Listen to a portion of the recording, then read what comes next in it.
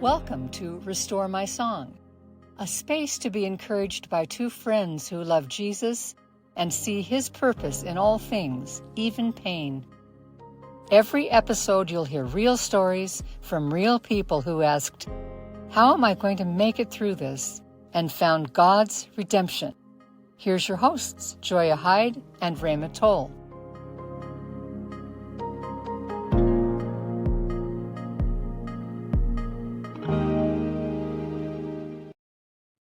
Welcome to Restore My Song.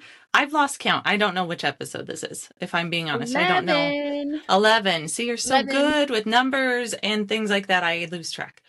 But that's what happens when you have a tired mom brain. So how's your week been? It's just getting started. I feel like today was a forever day, though. Absolutely. I personally am wrapping up final exams where I teach, and then packing up my house to move. It's so much. I don't really know what day it is or what time it is. That's okay. And actually, in one of our next episodes, we're going to be talking about changing seasons, because you are changing a lot of seasons, right? A lot of seasons change. Pretty dramatically. Yep. I can definitely share that soon. Absolutely. Yes. Yeah. How about you, Joia? What's been a highlight of your weekend? A highlight of my weekend? Well, it was Mother's Day weekend. It was a great weekend, actually. Just the simple day of being home with my kids, and I loved it. Did you have a good Mother's Day? I did. Yeah. Good. Actually, the hallmark of all my Mother's Days so far in my life has been that my 6-year-old contributes to making breakfast in bed, but then proceeds to eat about half of mine. That's so nice of him.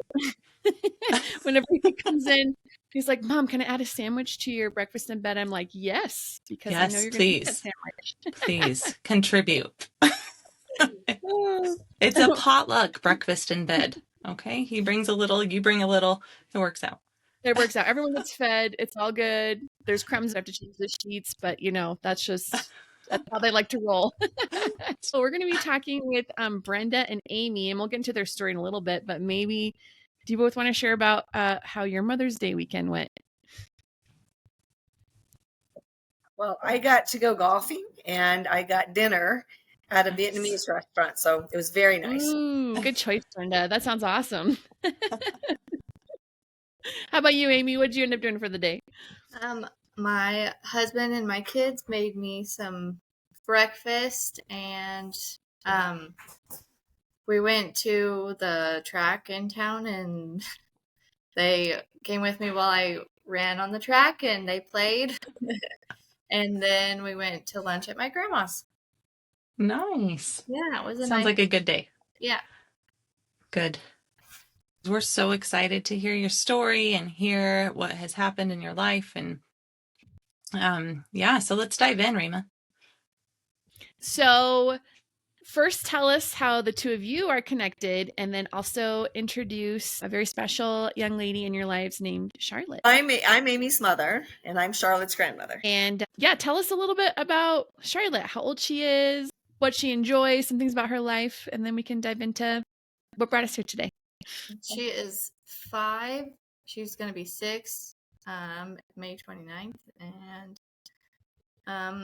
she loves to dress up and do all the girly things, play Barbies and dolls, and loves to cook play food for people. Those are the best dinners. Absolutely. They are. She always gives me extra food on top of my real food. I love it. So tell us about then Charlotte's current diagnosis and just how your whole journey started with her health. She has B lymphoblastic lymphoma. She was diagnosed in October of 2023.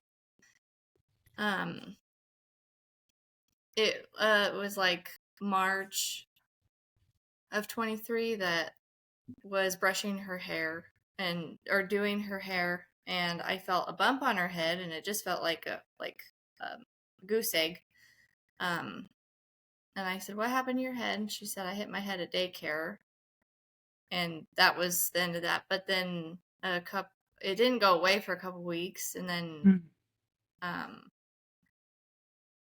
and she had another one pop up behind her ear, and so I took her to the doctor, and they said she had an ear infection, and then the one on top of her head was just hematoma, and the one behind her ear didn't end up going away. So I took her back in. Well, neither of them went away, but they said that the one on top of her head would probably be around for a while, wouldn't go away for a while. And then the one behind her ear, they said an ear infection and lymph nodes, they can stay swollen for a year or so. So, just they just said watch it, but they would check in a few months. And 3 months later, there was another one that popped up on the back of her head. So we took her back in, and she had an ultrasound done on all of them. And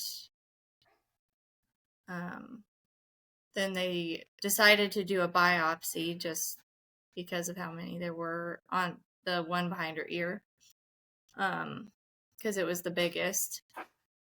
And we just didn't even, that wasn't even in our horizon of what we thought would be going on with her.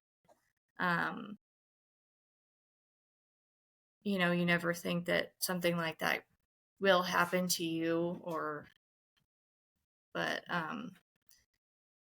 they said they'd call in, or she would go in for a checkup, an after surgical checkup, and but they called us a couple days later, and they left me a very cryptic voicemail. I was at work. They said that they had the results of her biopsy, and they needed to make plans moving forward. And I didn't think we would need to be moving forward, but with anything. So, and it took us a while to get a hold of them, just because their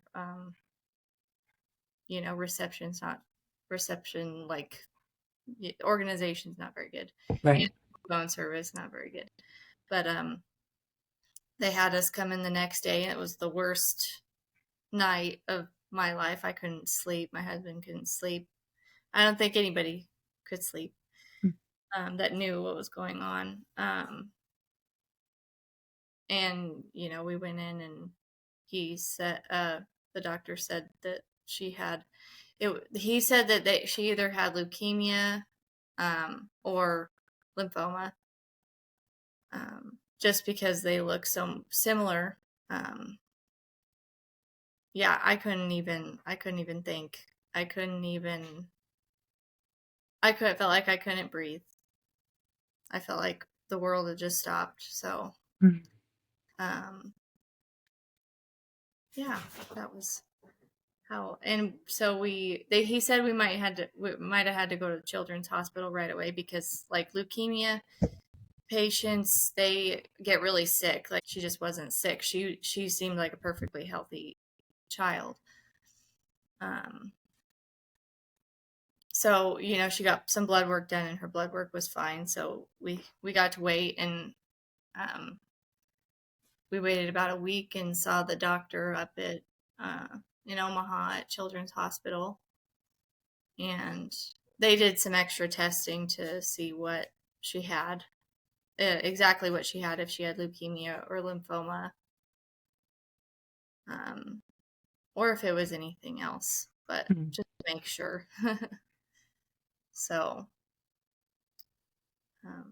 yeah, that was about the beginning of that. And how old was she at the time of your diagnosis? 4. Okay. Mm-hmm. How about you, Brenda? What was it like for you when all of this was getting started? Well, I'm sure you guys know as a mom that when your kid goes on a journey, then your grandkids, then you go with them. So I remember when Amy first was feeling these bumps, her concern, because she called me and, I always try to share the wisdom of somebody who's had children. And I'm like, I think you guys had that once in a while, or, I think that can happen. But what I remember about that time period was that I think Amy was concerned because she knew something was wrong. And each time she went in, and I'm not going to fault the doctors. I'm not going to say they're terrible or it was, malpractice or any of that. But I think starting in March, she knew that this was something very odd. And the fact that she kept after it was the only reason she was diagnosed, because Charlotte didn't get really sick. She more or less, it was just the bumps that were there. And I remember the only symptom Amy telling me about in those months was that she had some leg pain. But in that span of time, this cancer moved so quickly that it went from the top of her head where it started. And I did read some stuff about this kind of cancer, moves down the body. So it went top of head, ear, back of head. And by the time they diagnosed her, it was all the way down in her legs. And she was stage 4. It moved that quickly. And Amy was on it. But I'm sure the doctors, it's a rare cancer. And I'm sure the doctors were like, yeah, it's an ear infection. Or she had strep at one point. So she's got a swollen gland. And so all along being led to think this is kind of normal, or, she had an explanation for bumping her head, which now I kind of wonder if she ever did bump her head.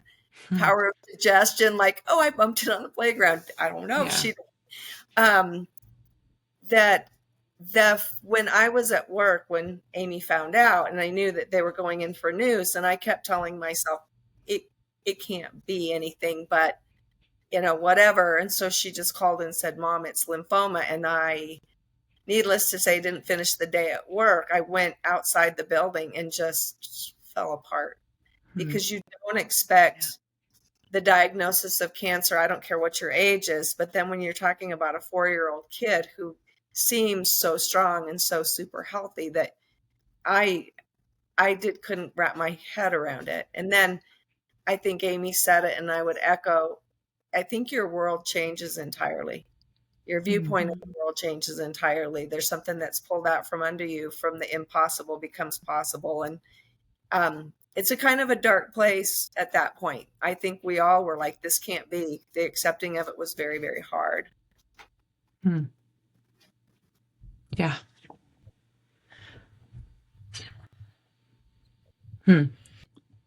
That's tough.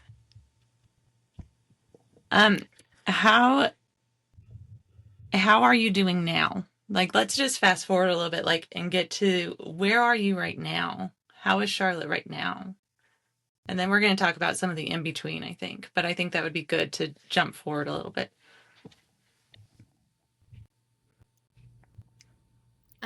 She's doing great.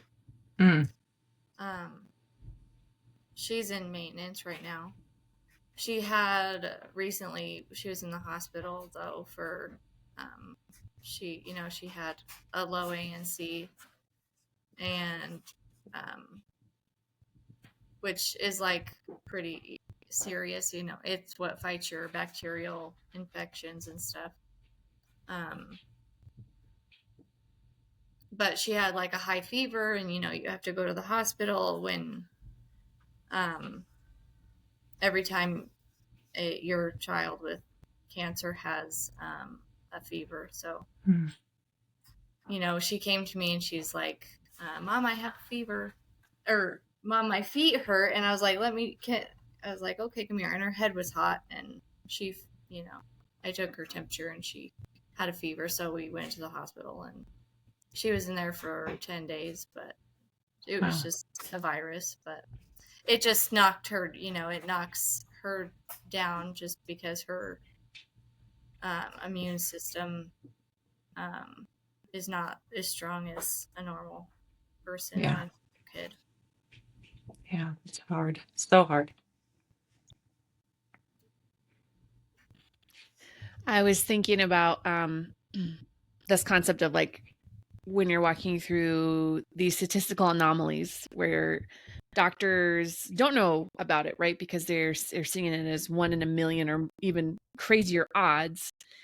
And it's almost like we lose our innocence, an innocence we didn't even know we had to lose yet. Because it's like when you hear these stories from far away, you empathize and you think, oh my goodness, I can't even imagine. I've heard that phrase so many times. But there's something so crazy about going through it yourself.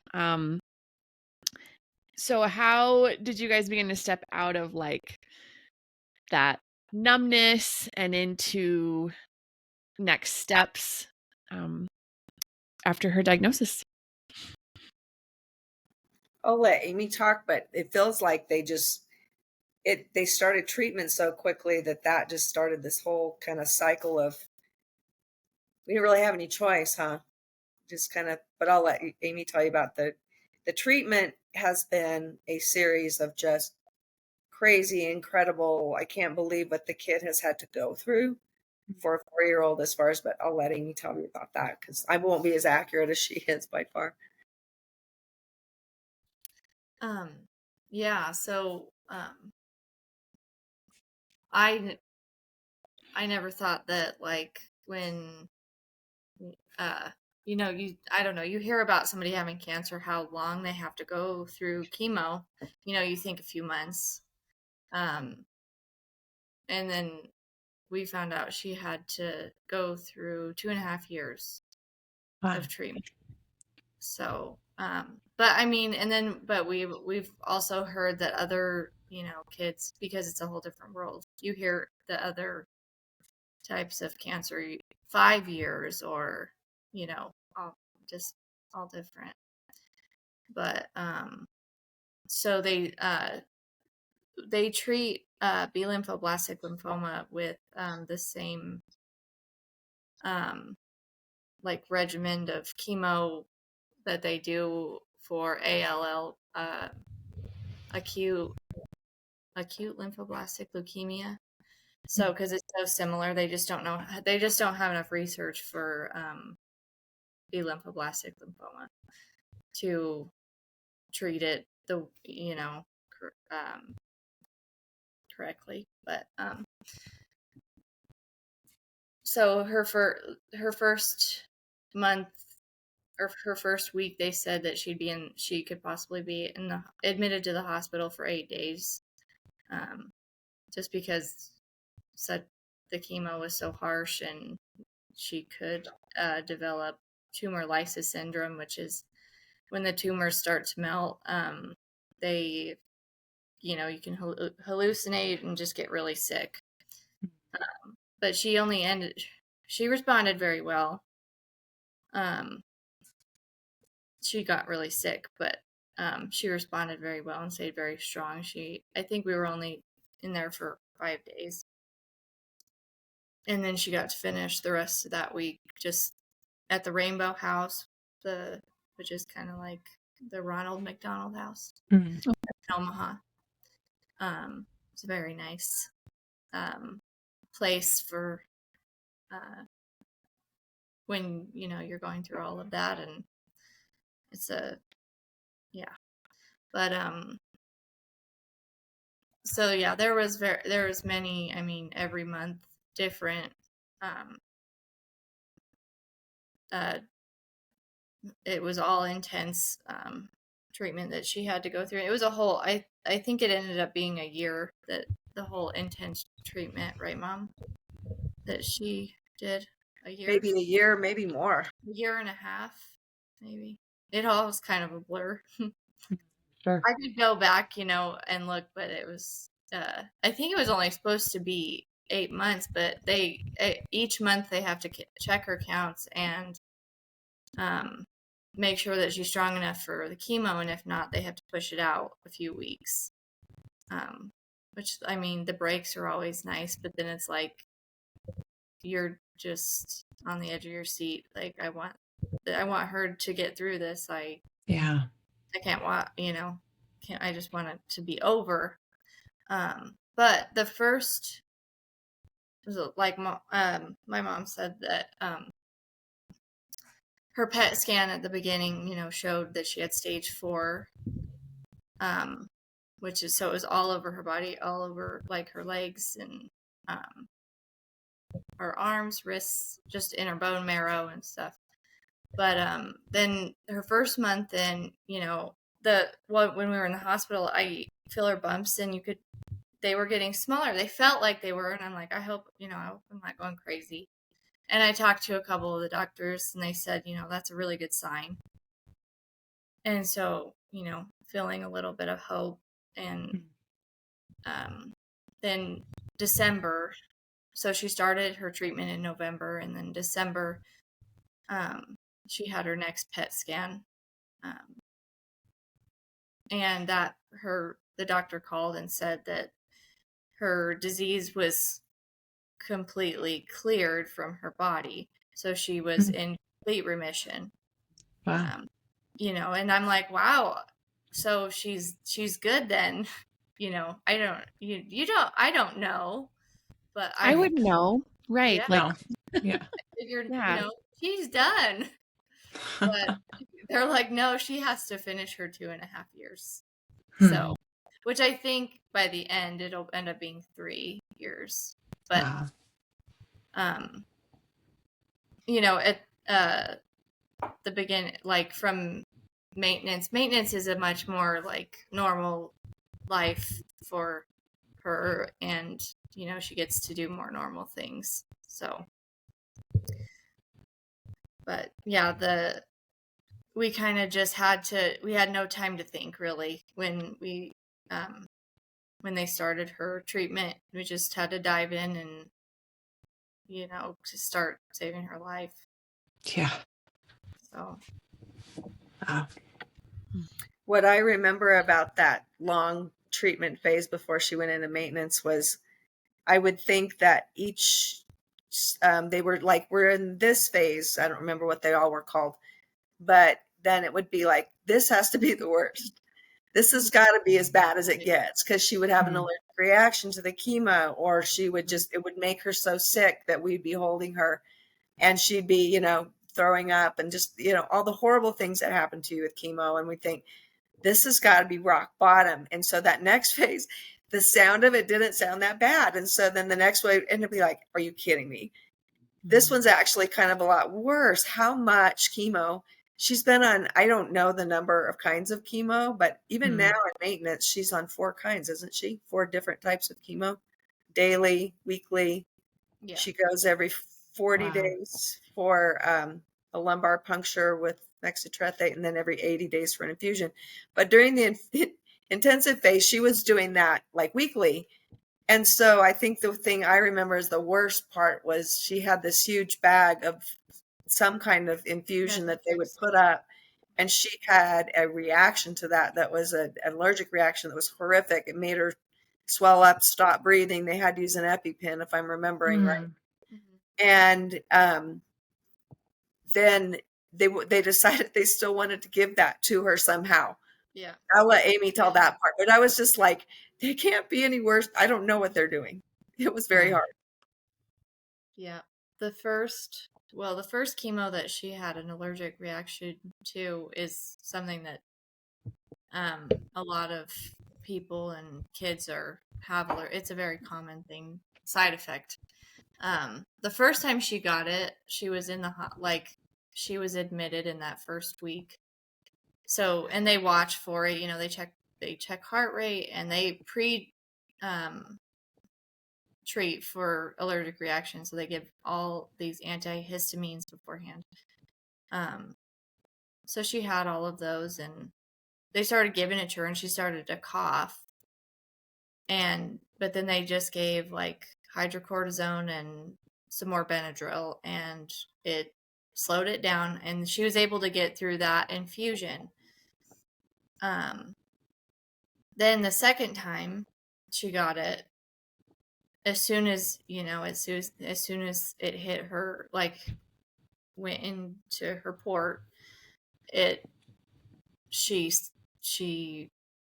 swelled up and she could not breathe, and that was terrifying. That was one of the most terrifying things I've ever well, besides, like in the moment, it was just very scary, But Yeah. the nurses were very quick, and she got the EpiPen, and she was, they decided that they wanted to try her being hospitalized because it's one of the backbone chemos to the treatment. It's just very important, and it works very well. So they want to make sure that they try everything to give it to her before they go to the next alternative. Yeah. So she she was admitted, and they tried to slow it down and give all kinds of antihistamines, and she just kept reacting, so they couldn't give it to her. So the alternative to that is a shot that she would get in her leg, and it would be 7 shots over a course of 14 days. And she would get so sick from that. It was like having, they say, there's usually no side effects to this, but she had, that was one of the worst things,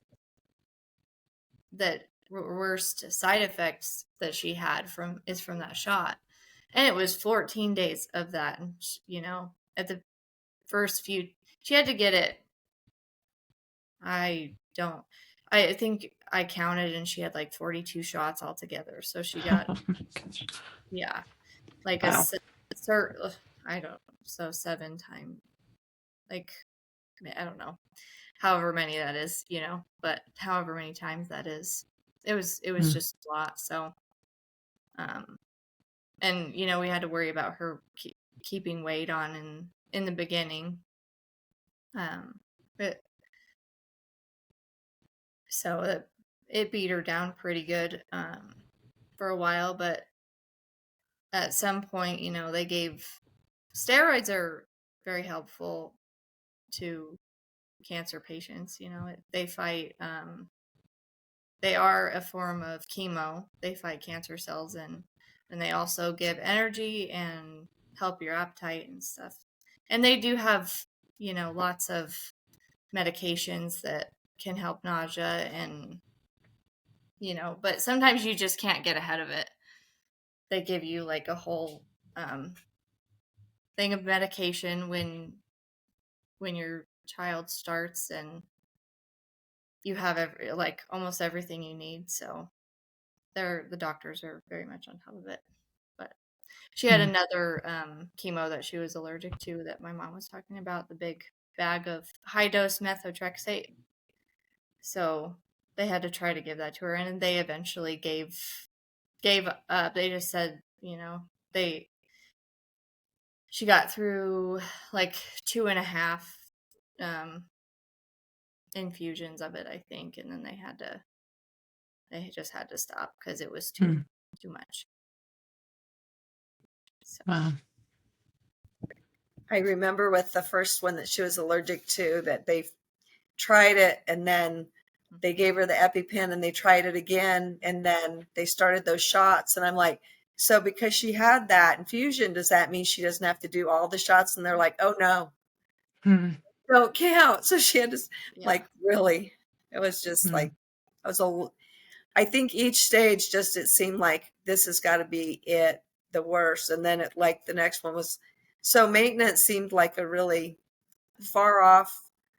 Are we going to get there? So getting to maintenance seemed like a really great accomplishment. But I would second what Amy said about finding out about other people, because you go to a children's hospital and you're in the place where, she's getting her treatments, and you see people that aren't in remission or don't have a chance at remission, or there's a baby crying in the room next, and you're thinking, does that baby have cancer? Yeah. Or, things, brain cancer, bone cancer. And, as much as I wouldn't say feel sorry for yourself, but just, know that it's like you feel bad. You realize that there's a whole world of people out there you just didn't know about. It's this, I heard my eye doctor who his son has brain cancer say there's a silent world of people out there that are suffering with this, and we go about our daily lives and don't know till you're in that group, and they're just kind of in the background and trying to live through that, and then you see them when you're with them, and there's people that have it a lot harder than. It's very hard to watch. Mm-hmm. It's a whole different world that you don't know exists until you're in it, and you see so many different things, but Yeah. it opens your eyes, that's for sure. A club you never wanted to be a part of. Yeah, Right, for sure. right. Yeah. Right. For sure. What's something in Charlotte's journey so far that you thought was completely lost, but you have seen some redemption and restoration happening?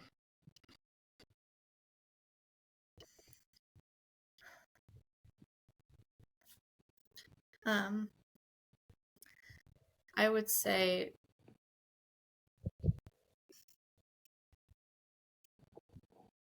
lost. Mom, you want to help me with this one? I don't know if this answers your question, but a great thing that I've learned from this journey, and I'm not gonna cry, but I might. My daughter is my hero. I watch her, and when this first happened, I'm like, how are we going to get through this? I don't know how we will. I'm 4 hours away. I go there, and thank God for my job that I have so many days off, and for very wonderful people that I work with, that if I say I have to go, they say go now. And they're behind us, and they've done so many wonderful things for us, but I just didn't know how we were going to do it. And my daughter is the champion of, like, if there's, and Brian too. I'm sorry, I'm not leaving Brian out. I won't leave Brian out. It's the surviving this, as far as, like, she's on this chemo thing. Like, I was always afraid to, when going to help, that I was going to forget something, but there's reminders in every corner of the house, as far as, like, it's time for Charlotte's chemo, or this is what she has to have, and these are the drugs she has to have. And how she got a 4-year-old kid to take pills, I still don't get. No adults who won't take pills, and that little girl takes, what is it, 6 pills one day in the week, where she has to take them. I'm like, and Amy, it's just kind of like, she's not forcing them. There's no meanness. And to Charlotte's credit, that little girl can do things like, she just goes and does stuff. Didn't the story about Amy, that when it's just the hope, because there was a very hopeless time, and I have great hope, but I also have seen my daughter and my son-in-law grow up to a degree that I'm like, they're my champions, and Charlotte's definitely just the being able to do what she does. But didn't she cry the first time? Those shots in her leg were terrible. Oh yeah. I'll let you tell that. That is something that I didn't know if she was going to get through, 7 shots every other day. And they made her so sick. So, sorry, I'm plugging this in. One. Okay. But, yeah. And, I learned how resilient kids can be, and how strong she is. It's just incredible. She's so sicker than I've ever seen her, and then an hour later she's up and playing, and she's smiling. And and her brother has been a rock for her. She'll come home to he's a worrier. But this situation hasn't helped, but he's gone through a lot too. She would come home and she would tell him, I got a shot in my leg, I remember her telling him what happened when she had her allergic reaction, and it was just very sweet. That's her person. So Yeah, it's just cool. I feel like our family was, I think, has a strong bond anyway. My kids, their dad passed when they were quite young, and there was never any fighting. It was all pulling together, support, and all of that. And in this situation, I feel like all of the family, both sides, have really done a nice job of pulling together. And it's not like, who's going to do this? It's what can I do? And just a total ton of support on every side. And our family didn't have a rift anyway, but this just has been one of those things. Like her brother lived in Omaha. They brought food to the hospital. The Rainbow House was fantastic. And, people on every side coming to help when they needed to help. But I do remember the one story that Amy told about Charlotte. She cried. Didn't she cry a lot with that first shot? Mm-hmm. And then she said, I'm not going to cry again. Yeah. She made it a goal that she would not cry. Bless her heart. I don't know if I could do that. Yeah, right. And then she didn't cry, right? Right. So, and her brother is very, very sweet and so tender-hearted that, he loves her so much. So when I go take care of him while they're at the hospital, a lot of times he asks me some questions that I'm not prepared for from a child his age too, about, the world and cancer and all the things that can happen. But I do think one of the things that I don't think we had lost it because we've already been through some things as a family.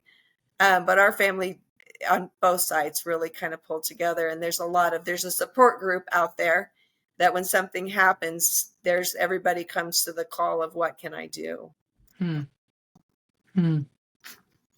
And Brian is incredibly strong. He's, working but also going to a lot of the appointments. He makes it out there and works works during the, whatever's going on at the hospital. He works remotely and is able to go do those kinds of things, but it's got to be a huge stress on him too. But Amy, I want you to tell the story about your alarm that went off during the program, because Amy's got alarms all over, and it's great because I'm in the house. I would never know, but go ahead. Charlotte had her, because when she started maintenance, she got to go back to school, preschool, and she had a Christmas program, and she goes to school at a little church. And after the program, the pastor was giving a speech or something about, like, I think they want, we're trying to get people to come to church. And I have a really loud alarm that goes off for, that I had going off. She doesn't have to take it anymore, but one of her medications that was really important. And it's like the emergency alarm, on your phone. And it goes off, and he stops talking, and he looks at me, and he said, I guess I'm done. If you only knew what my alarm was for, I promise it was pretty important. So you have the power to stop the sermon. Right. Yeah. But I use it wisely. Yeah, he might have went on for a lot longer if that didn't happen.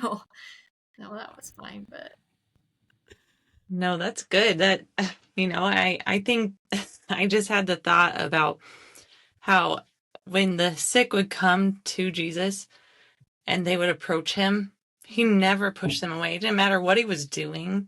right. He always dropped what he was doing, and he had time for them. So that story reminded me of that, like how our Heavenly Father is with us in this, and he's available to us 24/7, 365, right? Like in the darkest, the most hopeless times, he's there with us and fighting with us. And what comfort we can take in that he knows what that alarm's for.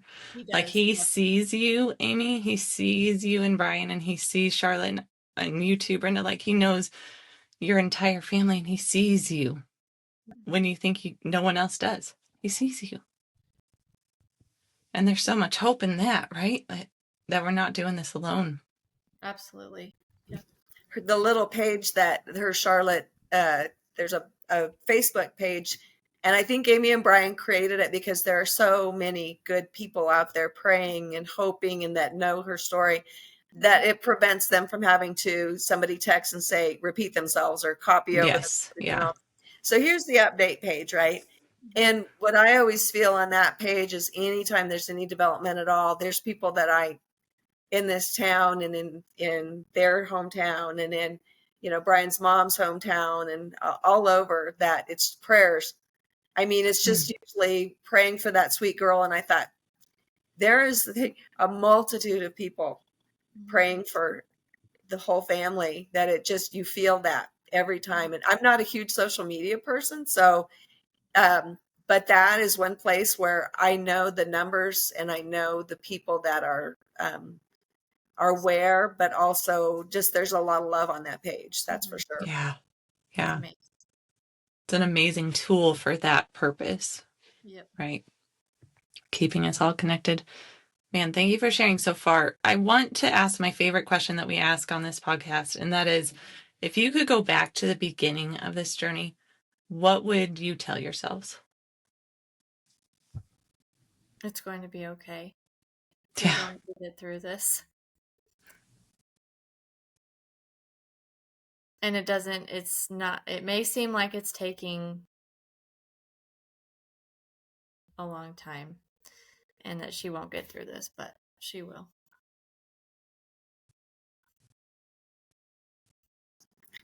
Maybe that she didn't bump her head on the playground. Just kept like, how did she do that? Because I could feel it too. It's like, I'm not trying to be morbid, but that with an accident report or anything. And Yeah. I was friends with her teacher because I worked at the daycare that she was going to, and I was like, Charlotte said she hit her head. Did you see that? She's like, I had no idea. Like, I didn't even see her cry or anything, Yeah. Yeah. When we watch our kids like dive bomb off the side of the couch and land on Every their day. heads and get back up and just go Mhm. through life. I mean, Yeah. Yeah. yeah. I think if it would be the same as what Amy said, that it's like, we think that this next phase of treatment's like, can we do this 8 times?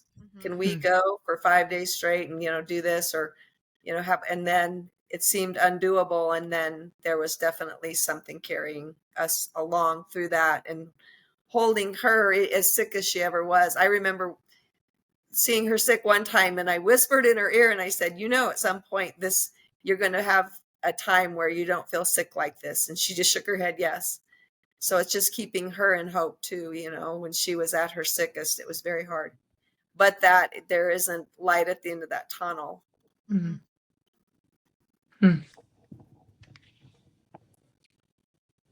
Wow. So is there any way that we can support you as you're still on this journey? Like, can we share that support page with our listeners? Can we share any information about little Charlotte that we can continue just gathering prayer warriors for her and your family? If so, please give us those links and we will put them in our stuff, right, Rhema? Rhema handles all the technology stuff, so I'm going to... Yeah, no, absolutely. I can do that. Yeah. That would be Yeah, great. so please do that. Yeah, absolutely. Yeah, I think I just have one more question if that's okay, and then we can totally wrap it up. But how have you watched Charlotte as her own little person transform through her sickness? So I would say before we found out, she was very introverted. She was just very quiet, at daycare, but she loved daycare. She loved being with her friends, and her teachers loved her. She's a good little girl. But she was just quiet, very quiet, but strong and just a spitfire, at home. And, she has an older brother, but she's, usually beaten up on her older brother. So, yeah. So, but I think, she's God made her that way because he knew she was going to have to fight, you know.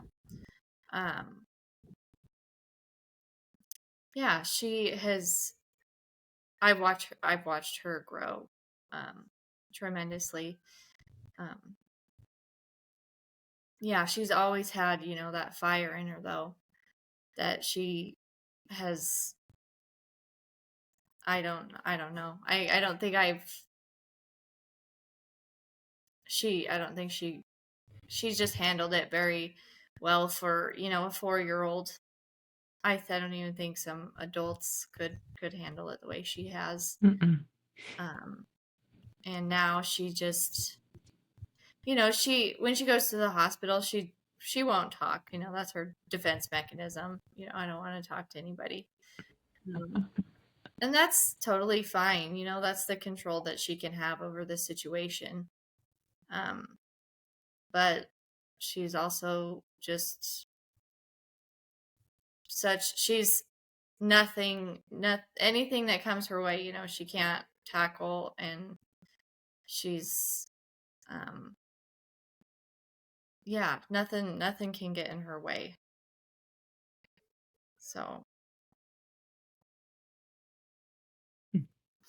I would second the control thing, because there's very little, like if somebody tells you you have to take 6 pills, you have to go through 42 shots, and today's another shot day, or we have to access your port.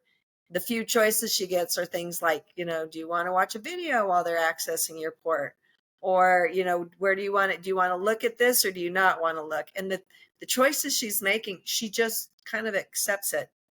And she does it, and she does have some strength. I don't see her cry much, which is, I'm always amazed at that. But also, even like she will take the control of. She used to go into the hospital when she was like first starting out, and like she would take the nurses things, and and was so excited to see certain nurses or certain doctors. And now I think she's kind of like, I'm over this.